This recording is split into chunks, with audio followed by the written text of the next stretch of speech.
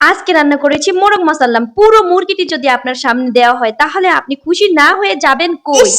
খাইতে যে কি স্বাদ! আপনি যদি জানতেন তাহলে মুরগ মসলার পুরো ফ্যান হয়ে যেতেন। এটা রুটি দিয়েও খাওয়া যায়, ভাত দিয়েও খাওয়া যায়। রান্নাটা যে এতই সহজ, চলেন দেখি কিভাবে রান্না করা যায়। প্রথমে আমি মুরগিটিকে ভালো মতো পরিষ্কার করে নিয়েছি, বুকের চারপাশটা কেটে দিয়েছি যেন মশলা ঠিক মতো ঢুকে। এখন আমি দিয়ে দিব সব ঘরোয়া উপকরণ, কোনো এক্সট্রা উপকরণ লাগবে না। দিয়ে দিলাম স্বাদ মতো লবণ, 1 চা চামচ হলুদ, 1 চা চামচ জিরা গুঁড়া, 1 চা চামচ গরম মশলার গুঁড়া, 1 চা চামচ ধনিয়া গুঁড়া, মরিচের গুঁড়া, টমেটোর সস, সয়া সস, 1 চা চামচ আদা বাটা, 1 চা চামচ রসুন বাটা। এরপর চলে গেলাম মুরগিটিকে গায়ে হলুদ দিতে। তো পুরো মুরগিটাকে আমরা ভালো মতো গায়ে গায়ে মশলাগুলো মাখিয়ে নিব। প্রতিটি আনাজে কানাজে যেন মশলাগুলো ঢুকে, তবে স্বাদ আসবে। মনে করবেন আজকে মুরগির গায়ে হলুদ। তারপর মুরগিটিকে ভালো মতো গায়ে হলুদ মাখিয়ে মাখিয়ে তারপর মুরগিটিকে আমি ঢেকে 20 থেকে 25 মিনিটের জন্য রেস্টে রেখে দিলাম। এখন প্যানে তেল গরম হয়ে আসলে আমি মুরগিটিকে তেলের মধ্যে ছেড়ে দিলাম। আপনারা মুরগিটিকে আমার মতো পাউরুটি বেঁধে নিয়ে ভাজতে পারেন, এতে করে উল্টাতে অনেকটা সুবিধা হবে। এখন মুরগিটিকে খুব ভালো করে কড়কড়া করে ভেজে নিতে হবে, উল্টিয়ে পাল্টিয়ে ভেজে নিতে হবে। উল্টাতে যদিও একটু সমস্যা হচ্ছিল,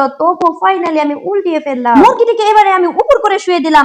আরে কি আরাম! এবারে এ পাশে ভেজে নিয়ে আমি চিট করে দিব, বাম পাশে একবার, ডান পাশে। ফাইনালি আমি এপাশ ওপাশ চার পাশটা খুব ভালো করে ভেজে ভেজে কুরকুরা মুরমুরা লাল টুকটুকে করে ফেলেছি মুরগিকে। এখন আমি এটাকে তুলে নিব উপরে। মুরগি ভাজা শেষ। এখন আমি অন্য একটি ফ্রাই প্যান বসিয়ে দিয়ে সেখানে আমি পেঁয়াজ কুচি দিয়ে দিলাম, অনেকটা দিয়ে তার সাথে দিয়ে দিলাম আমি সাদা এলাচ, কালো এলাচ, দারচিনি। পেঁয়াজটা আমার ব্রাউন কালার হয়ে আসলে দিয়ে দিলাম লবণ, আদা বাটা, রসুন বাটা, সামান্যতম একটু পানি, হলুদ গুঁড়া, মরিচের গুঁড়া, ধনিয়া গুঁড়া, জিরা গুঁড়া, গরম মশলার গুঁড়া, টমেটোর সস দিয়ে ভালো মতো নেড়ে নিব।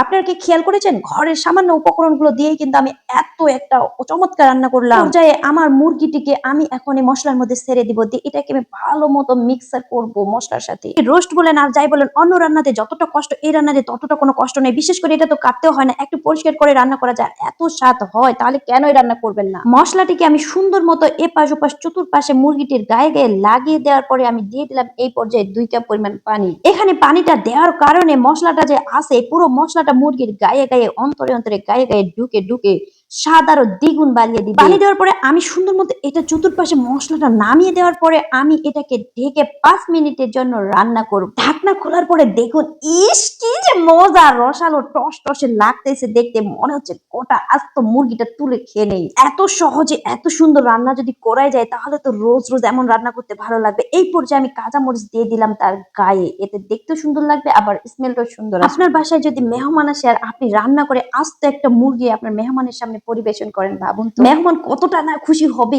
ইস, আমার তো ভাবতে খুব খুশি লাগছে। এখন চলে যাচ্ছে আমি পরিবেশনে। আমার অতিথিদেরকে এখন আমি পরিবেশন খাওয়াবো। আমার অতিথি বলতে আমার বাচ্চা আর আমার বর। কি খেতে মন যাচ্ছে? চলে আসুন, তাড়াতাড়ি চলে আসুন আমার ভোজনে। এটি তো এমনি খাইতেও স্বাদ, তার সাথে যদি রুটি হয় তাও স্বাদ, যদি ভাত হয় তাও স্বাদ। এই যে সামনে রুটি ধরলাম, রুটি দিয়েও খেতে পারেন। এই যে আমার রাজপুত্র, উনি তো খাবারটা খেয়ে মহা খুশি। আমি তো রুটি দিয়ে ট্রাই করতেছি কেমন স্বাদ। ওইদিকে আমার শখের বেডা, ও আবার ভাত দিয়ে খাবে, ওকে ভাত দিয়ে ট্রাই করাইলাম। আমার রেসিপিটা কেমন লাগলো অবশ্যই জানাবেন। সবাইকে ধন্যবাদ।